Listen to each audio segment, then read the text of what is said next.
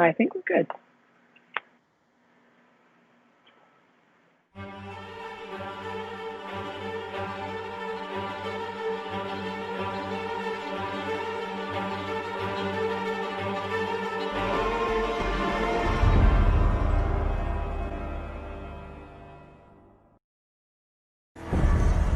Shit! What the shit? Shit! You trying to kill me? You shot Lucille! She got in the way. All right. Move that knife up. Out on that girl's face. It was me. Ow! You are such a badass! Fine. Have it your way. Arat.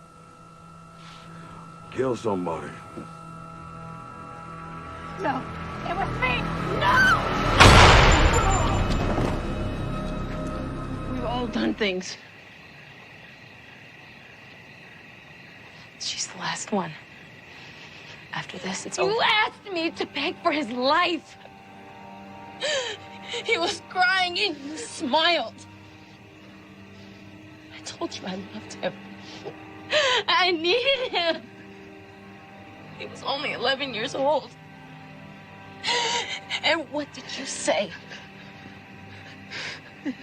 I don't remember. Say it. Please. What did you say?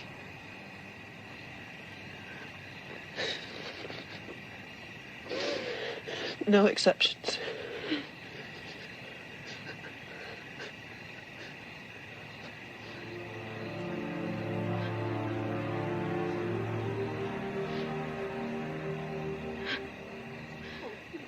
Daryl, Maggie! Daryl, you can't do this! I'm changed! Welcome, everyone, to Dead Talk Live. I'm your host, Viz, from Walking Dead Now. I want to apologize for the delay. We were having some tech issues, but everything is good now. We're back on. Please help me in welcoming our special guest, Elizabeth Faith Ludlow, the beloved Arat, one of Negan's lieutenants. Elizabeth, thank you so much for being here with us tonight. Thank you for having me. It's awesome to have you here, and I know you're busy, and to take this time to spend it with us, it means a lot to us.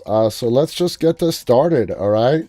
The character of Arat does not exist in the comic books. In fact, No. Arat's character on the TV show is an adaptation of another character named Tara in the comic books. How did the production team explain this to you when you first got the role?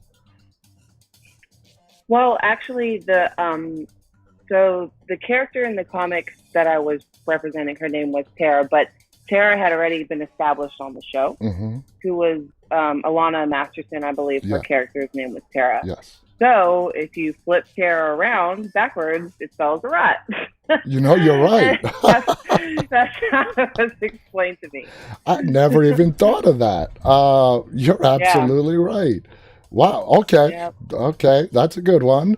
The second, did the name was picked out by the writers? You had no input and say, you know what? Since we're making this character up, how about this name or anything like that? It was all the writers who came up with that.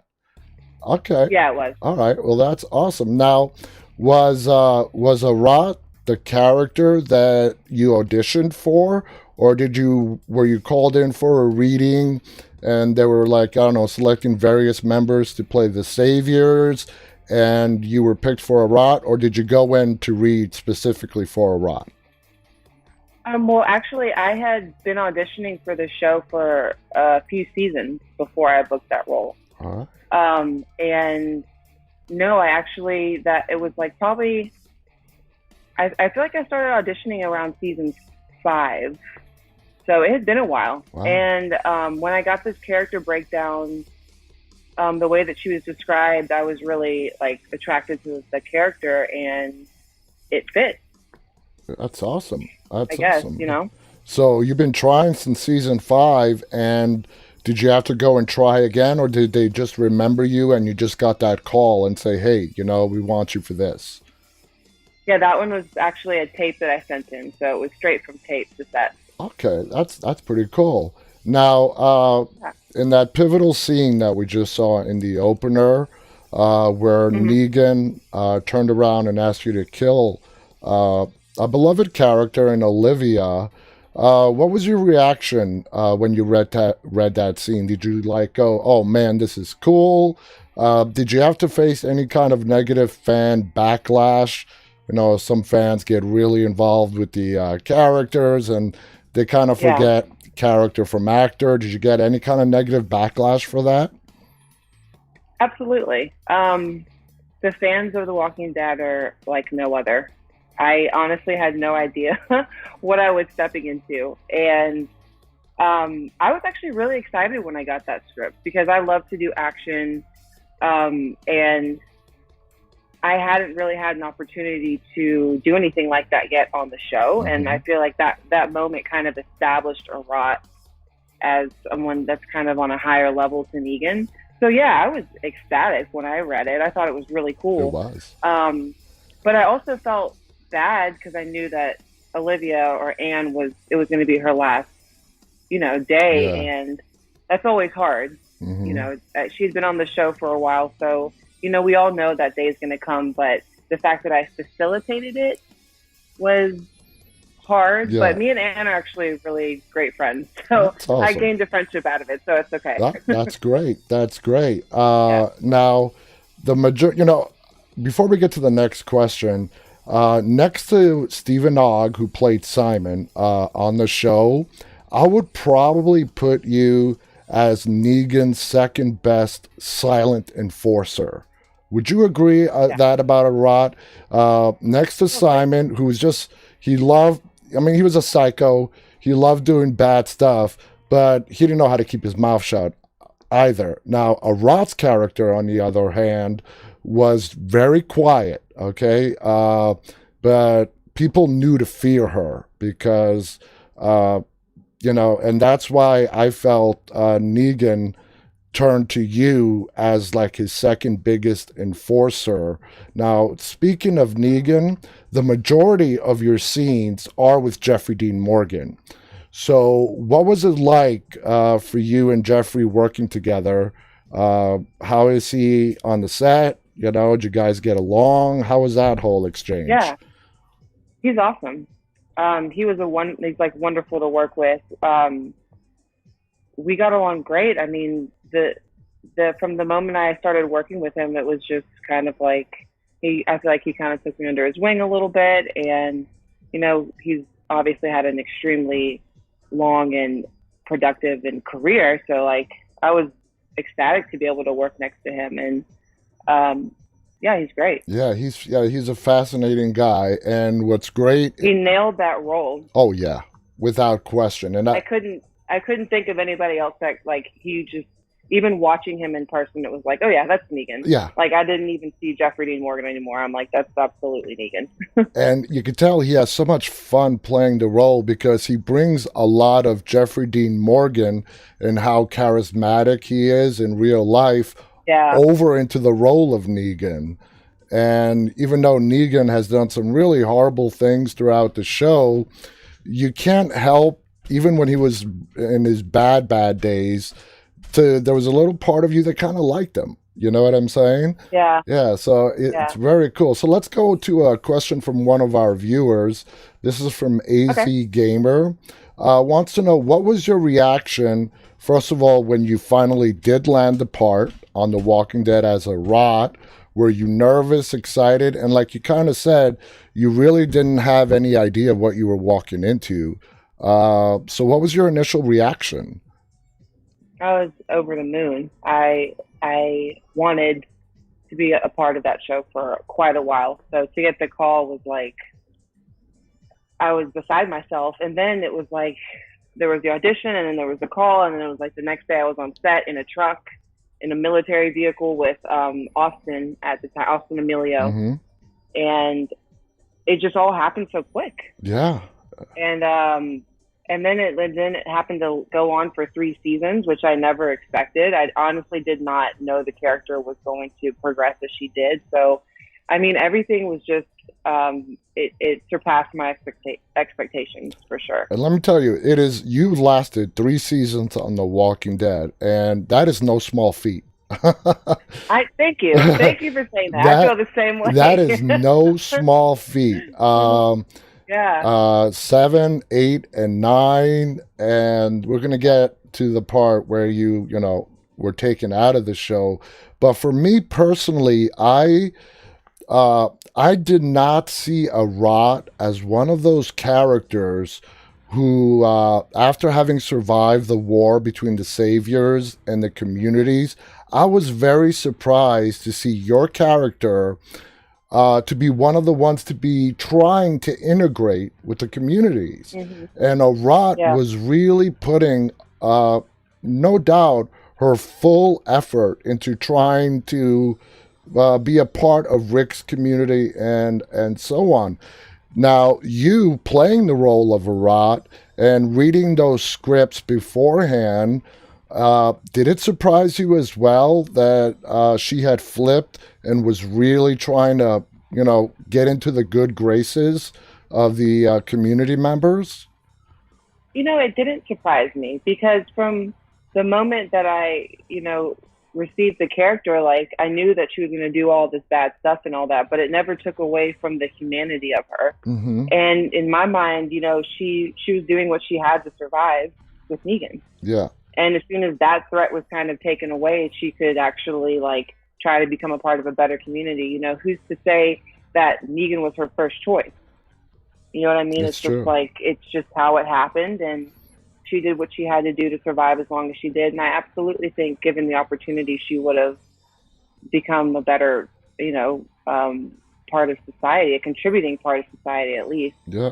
And I don't know if people remember, but there's the one scene where there's thought to be this, a huge brawl between the saviors and another community in the little campsite. And Arat and Laura and DJ we stopped DJ from essentially trying to start this brawl between the two communities. And even in that moment, you can see that Arat is not always instigating. She's not always trying to fight the fight. Yeah. She was there trying to stop it. So, as opposed to Simon, played beautifully by Stephen Ogg. The guy was, he was a psycho, and he was out for blood. He loved killing. And, you bring up a good point.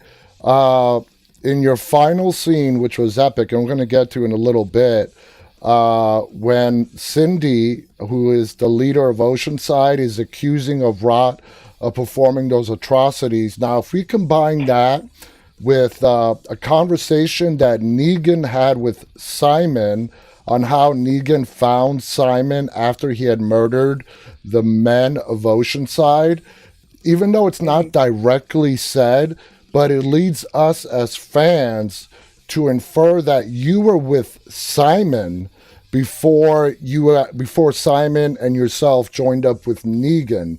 Was that explained to you as far as the sequence of a timeline as to how you actually ended up with the Saviors? Were you rolling with Simon first, and then you got picked up by Negan and his crew? As far as the timeline goes, I think that when that storyline came out, they were definitely alluding to that, but they didn't directly say that. But I mean, if you look at it the way that they played it, you could assume that Arat was there. Yeah.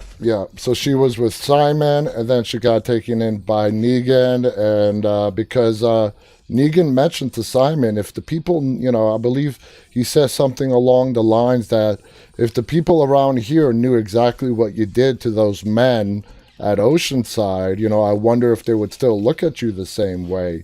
Now, before this, starting to shoot your final season on The Walking Dead, which was season 9, did the writers approach you and the other saviors on who were also trying to integrate? And a lot of them did integrate successfully. Laura, DJ.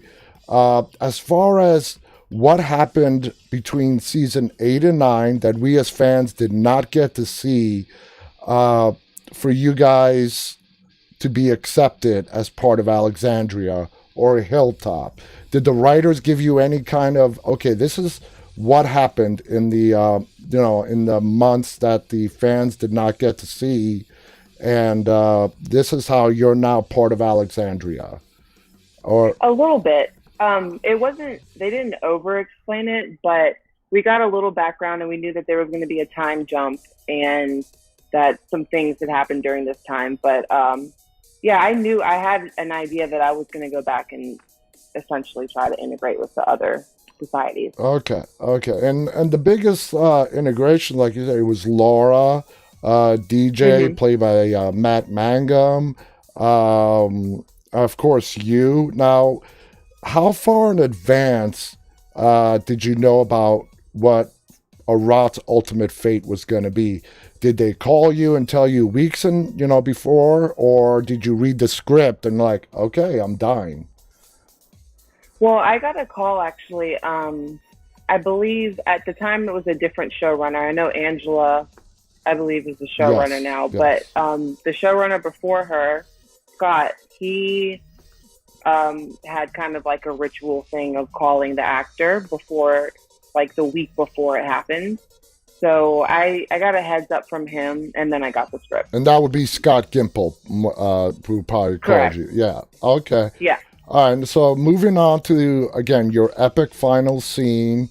There are a lot of characters involved. You have yourself, obviously being the center of attention. You have Cindy, the leader of Oceanside. You also have some other Oceanside members. And then, of course, Norman Reedus and Lauren Cohen, Daryl and Maggie walk in on the whole exchange. Now, going back to that scene and Daryl and Maggie, coming in with Cindy, who was played by Sydney Park. Sydney explains all the atrocities of what you did and how you killed her little brother. Once Arat reveals what she said before you murdered Cindy's brother, okay? If you were to put yourself into Daryl's and Maggie's shoes, let's say you're either Daryl or Maggie and you have this person who's on their knees and you just explained what you said before you killed an 11-year-old boy, do you blame Daryl and Maggie for turning around and walking away on you? That's a tough. That's a tough one. That's why I had to explain it. You know what I mean? That was a scene that they directly defied Rick. Rick wanted the killing to stop. But once they heard Cindy and Arat explain what you said before Arat killed Cindy's younger brother, they just turned around and walked away. Now, personally, I mean, would you have done the same thing? It's a hard question, I know. Personally, that's tough. Personally, I would obviously I'm going to say no. Well, not personally, but if you were to put yourself in Daryl and Maggie's character. Oh, I don't know. It changes people. I don't even know how to answer that because I feel like I can see their reasoning, but also it's so inhumane. I mean, it was even hard filming it to just like watch them walk away. Yeah. It was a hard scene. It was a hard scene to watch. And even us, as viewers and fans of the show, I can only speak for myself personally, as far as to what Daryl and Maggie did, which was turn around and walk away. I was torn. I'm like, oh, she's trying to change. You're living in a world where, the past doesn't matter. So I was kind of split. A part of me said, okay, they're doing the right thing. They're walking away. Another part of me wished that they would have saved you. They would have stopped Cindy. And well, you and the fans both. It got very mixed responses online. Some people were in full support of them. Like, yeah, you killed an 11-year-old boy. You deserved it. It was coming. And some other people saw the humanity. But I figure that's a success either way. People felt something, which was the goal. Was that scene personally fun for you to film? I don't know that fun is the word. What was it then? Well, first of all, huge shout out to Sydney, because I could not have done that without her performance as well. She was great. I was absolutely blown away with all the energy that she was giving me, and it was hard. I mean, you know, when you think about it and you break it down as an actor and filming, you know, we're filming this scene for hours on end. So, you know, I'm in this place mentally where it's, you know, I'm crying and I'm begging for my life, and it takes a lot out of you emotionally. Mm-hmm. Yeah. I can say that. Okay, that makes complete sense. Now, moving on to the next thing, like I said, it was a monumental scene. It took hours to film. How much did you guys rehearse it before filming it, just to get it right? Not a lot. Because you guys nailed it. You know, you nailed it. You did a great job. Everybody, Daryl. Yeah. No, everyone was so amazing. And I really have to also give a shout out to the crew, because they know that doing something like that, like getting an hour, 2 hours into it, can just be a lot for anyone. Mm-hmm. So they were very they made sure to move quickly.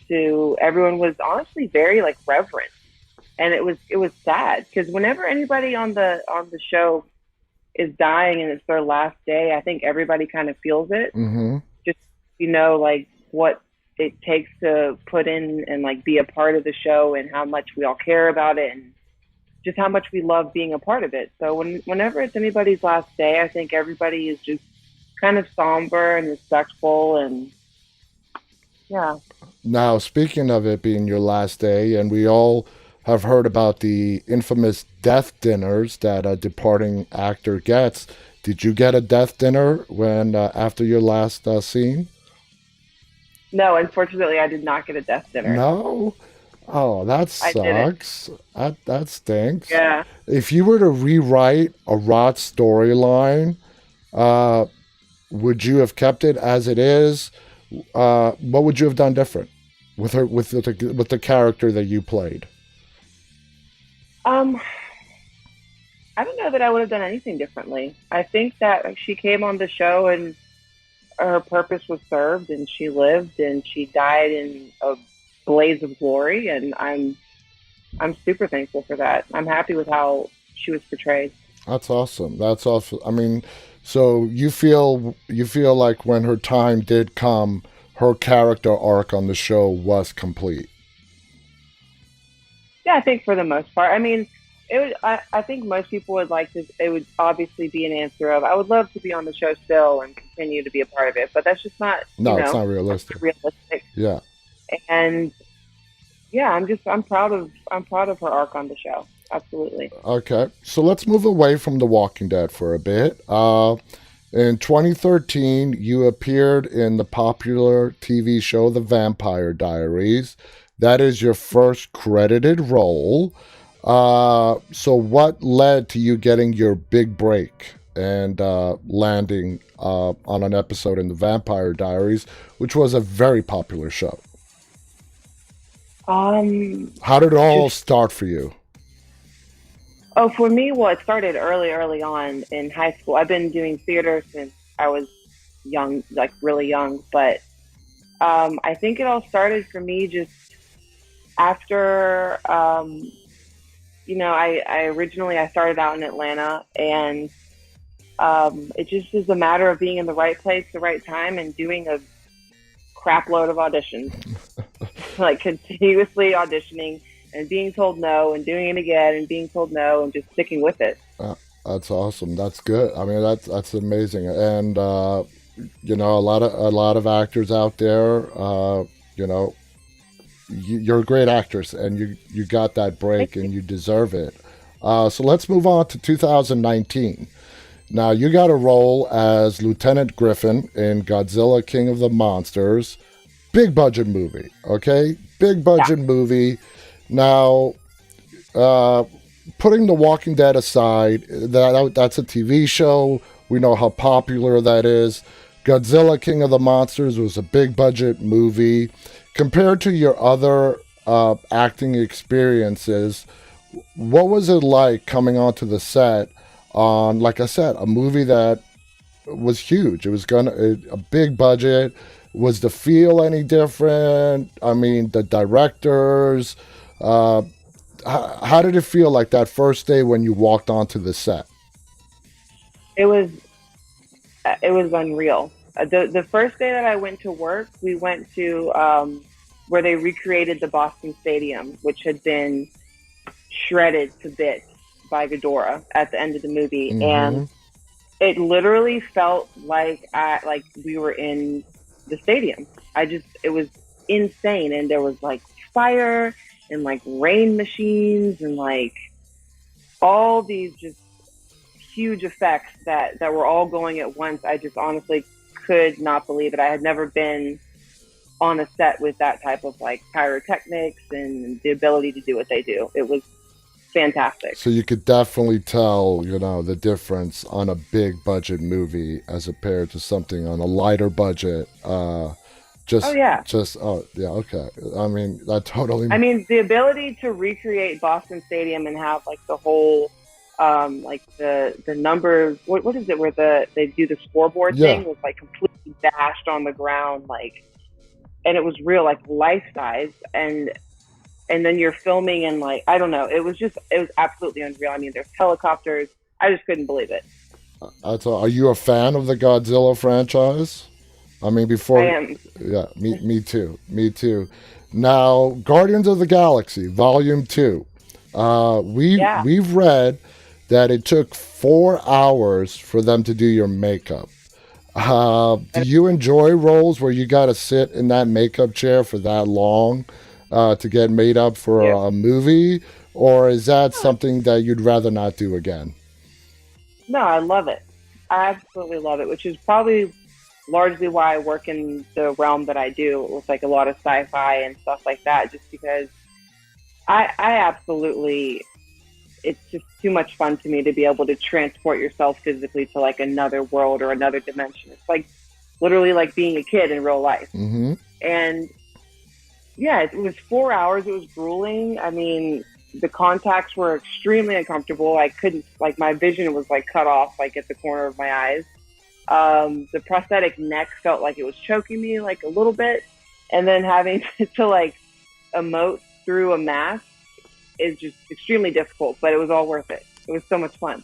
And the Guardians of the Galaxy, again, that's another big budget film right there as well.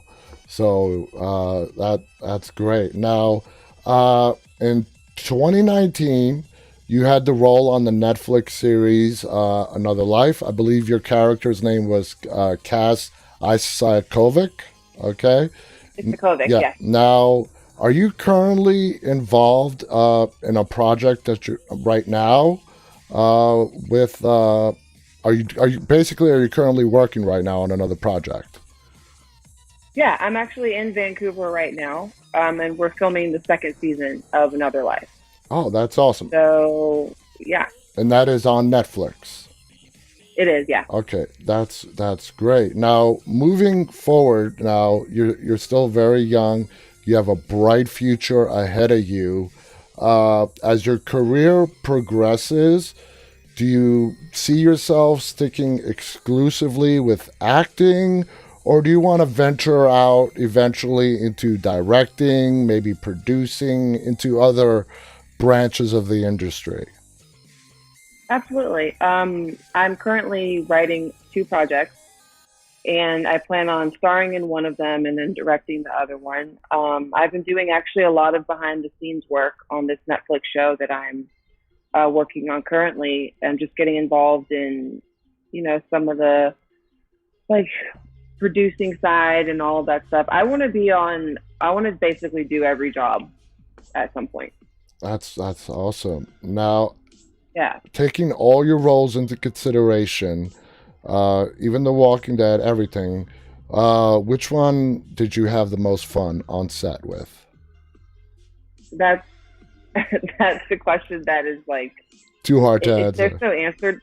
Well, no, there is no answer because they're so different. Every experience is unique in its own experience, and it's really not about which one is more fun. It's just living the character and living in that moment and in that time, and whether it's like running from Godzilla or running from zombies, like it's a different experience every time, and they're each unique, and I love them all individually. That's great. Now, to The Walking Dead specifically, which was I think you might have sort of answered this, but I'm going to ask it again anyways.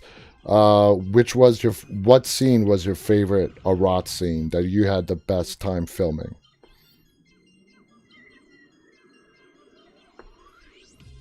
I'm gonna have to say the episode with Olivia. Okay.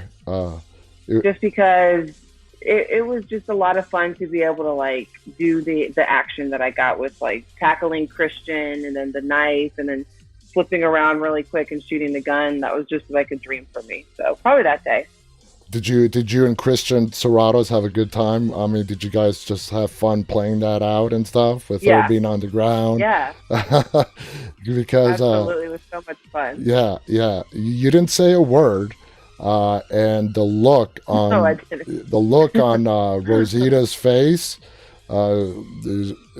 She's like, "Damn, I had one bullet, and it's just my luck that my bullet hits Lucille instead of Negan." So that was hysterical. Now, you're interested in writing, producing, just overall with the state of the world right now. From what I'm hearing from other actors, you're lucky comparing to some of the other stories I hear to be actually working. A lot of actors are not working at the moment. A lot of projects are frozen because of the pandemic. How do you see the future of this industry moving forward? Is it going to be forever changed?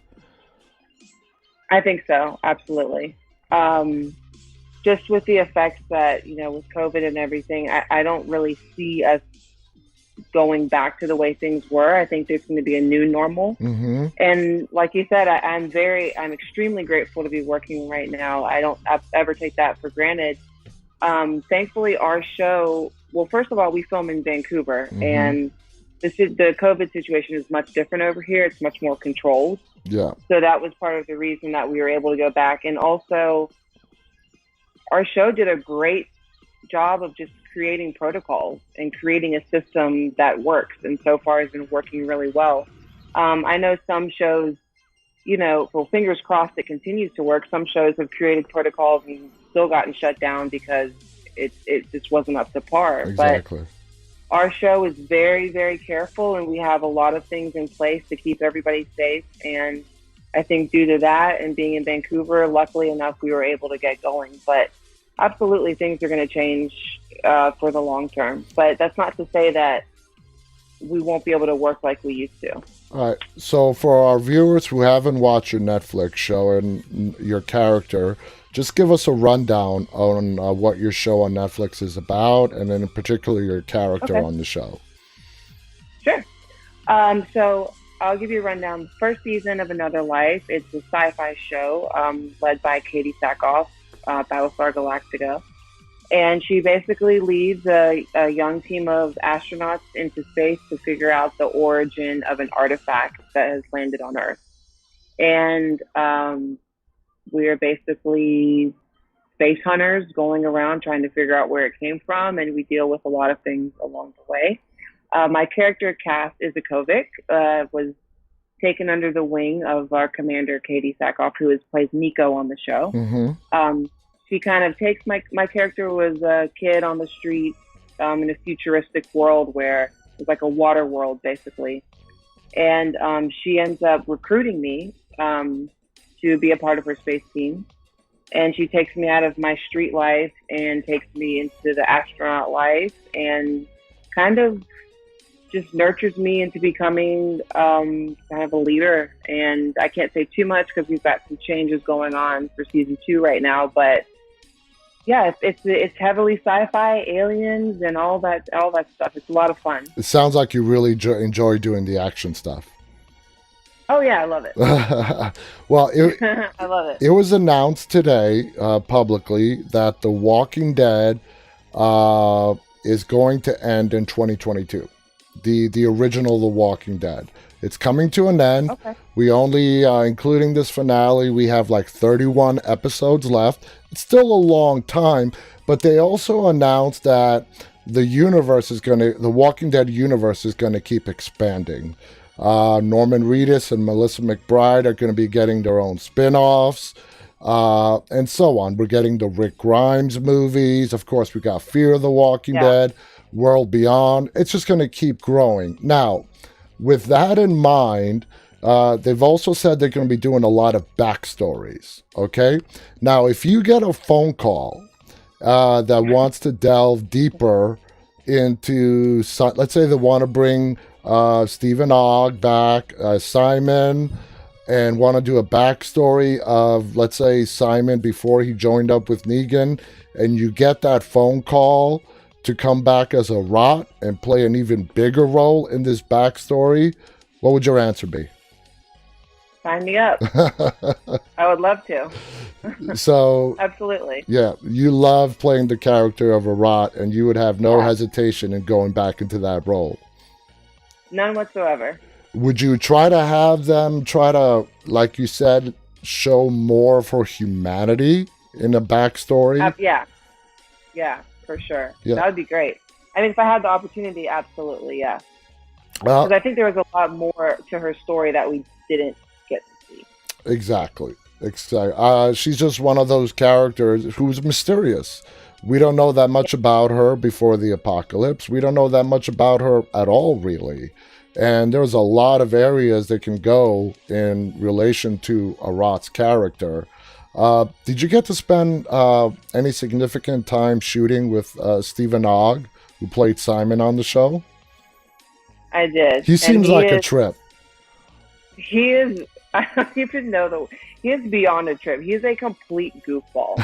Like, he was just always joking around. Like, it's so much fun working with him. He always makes the set he did make it feel a lot lighter, and because it's a lot of heavy stuff we're doing. Yeah, it's a lot of serious scenes. There's not much laughter and like joy necessarily on the show, and Steven just brings that in who he is as a person.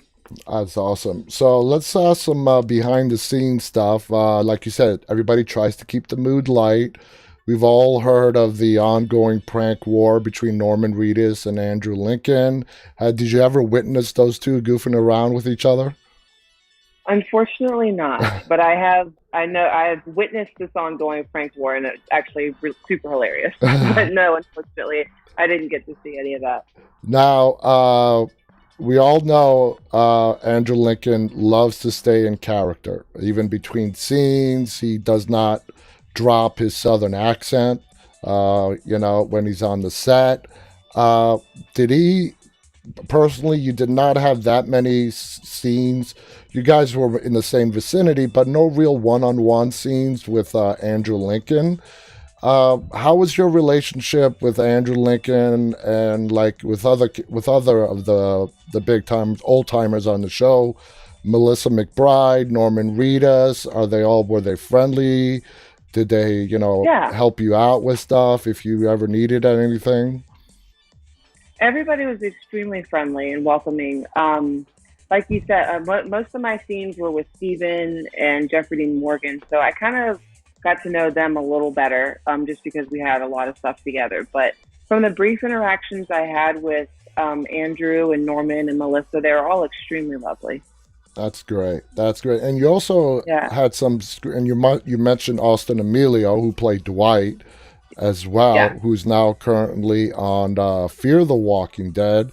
How is he on the set? Is he serious, all business, or is he one of the goofballs as well that tries to keep things light? He's a little more on the serious side, but he's he's absolutely a goofball. I mean, just seeing him and Steven interact is hilarious, just because they're super close and they can joke in certain ways with each other. But my first day was with Austin, and I remember the first day we filmed together, and like he was extremely welcoming. He made me feel like in between scenes, he was just like encouraging me and like, you know, telling me, you know, you're doing great and all that stuff. And yeah, he's a great guy. Yeah. Everyone is really great to work with on that show. Like I have to support like the fact that everyone is truly actually a family on the show. And how involved is like the big wigs like Gail Ann Hurd? Did you work an episode with Nicotero directing? I did. Like how would you compare? Did you also work an episode with Michael Satrazemis directing? Oh yeah, I worked with both of them. They're great. We had Michael on this show as a guest, and I've also like to ask, and I want to get your opinion as well. Everyone about Nicotero wants to clearly point out on how he is really focused on detail. When it comes to shooting, he's very detail oriented. Did you notice that as well? Oh yeah, absolutely, yeah. Greg is such a pleasure to work with, and he is very particular about his craft, and that's why he's so great at it. It shows. He's extremely detail oriented. I loved working with him because I'm kind of the same way, so we worked great together. That's great. Now, a question: would you have liked the chance to been a walker, to actually have Cindy when they took you out, when Cindy went, well, let's put it honestly, Cindy went medieval on your ass. She did. She went medieval on Arat's ass. Spear in the throat. Yeah. Would you have wanted to come back as a walker? Just for that brief bit? I would have loved to come back as a walker. I honestly was a little bummed that I didn't get to come back as a walker. Because I mean, who doesn't want to experience that on the show? I know. That would have been so freaking cool. I mean, we asked this question amongst our viewers as well. Would you rather be as an extra, as a walker? For me, I don't know, I'd like to be an extra on the show. So, I mean, moving beyond that, looking back on your time on The Walking Dead, would you say that was a big, leap for you in your career when you got that role of Arat into where you are now? Or was it just falling into line on the path you were already on? I think it's a little bit of both. The outreach that the show gets, I think it's impossible for anyone to say it doesn't have a positive effect in some way, shape, or form on their career, just because it's so widespread. I mean, the fan base is huge. There's so many people. There's so many directors and producers and stuff that love the show. So, it definitely had a very positive influence on my career, but also I feel like it was in line with what was already happening in my life, because like I said, I had been auditioning for the show for a while, and I think that was the role that I was supposed to get, and that was the role that fit, and that's why it went the way that it did, and I'm thankful for that. That's great. Now, like I said, you were in season 7, 8, and 9. Which one was your favorite season to act in? Ooh. Not to watch. To act. Yeah, to act in. I'm gonna have to say season 9, just because by that point I felt so established in my character, and I felt so comfortable on the set and so comfortable with everyone that those initial nerves of wanting to be good enough and wanting to be liked and all that stuff, they weren't there anymore. So it made it just more enjoyable for me to just go and do the art and leave it there. You felt like you were a part of the gang. You belonged. You were family. Yeah. That's totally understandable. Now, your death on the show happened shortly just before Andrew Lincoln left the show when they were filming that. What kind of preparation was being done on the set for Andy's last episode? Was there anything different about the atmosphere that they knew Andy was leaving in a couple of episodes, or was it just status quo? Honestly, that was all kept very hush hush. Okay. Like most things on the show, we know enough to do our job. Exactly. You know what I mean? Like those type of things. I don't even remember when I heard about that, but I didn't know largely for like up until like right before it happened. Oh, wow. So everybody's basically told what they need to know. Yeah, because I mean, otherwise, how do you keep things under wraps? Exactly. You know, they're very careful about keeping, you know, spoiler alerts and all that. They have to be. Yeah. So, yeah. Well, anyway, we are out of time. Elizabeth, I want to thank you so much for joining us tonight. You are fascinating. It's been a fascinating conversation. Thank you so much. You have a bright career ahead of you. I look forward to seeing more of you on the screen, and I'm looking forward to seeing you directing and producing as your career progresses. Thank you so much for being a part, for sharing this time with us. It's been fascinating, and I want to wish you the best of luck. So much. No, you're very welcome, and I want to wish you the best of luck with your Netflix show and continued success. And again, thank you so much, and we'll be, hopefully chatting again sometime soon. Okay. Thank you. It was a pleasure. Guys, thank you for joining us. I'll be back on the air again tomorrow night. Again, I want to thank our guest, Elizabeth Faith Ludlow, for joining us tonight. Everyone stay safe, take care, stay walking. Thanks, guys.